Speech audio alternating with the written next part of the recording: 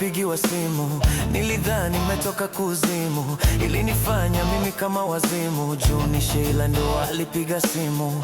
Niliruka kama ndama, nilihisi dunia nimehama.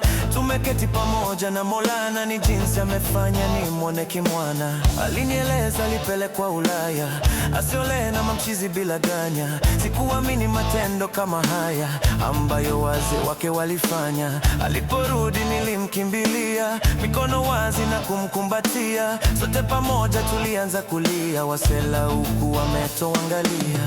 Na kwa wazazi wanaopenda mkwanja, isiwe kigezo cha kumtesa mda. Kama wawili ndio wanapendana, msiwe kigezo cha wao kutengana. King G Mwais, Sheila na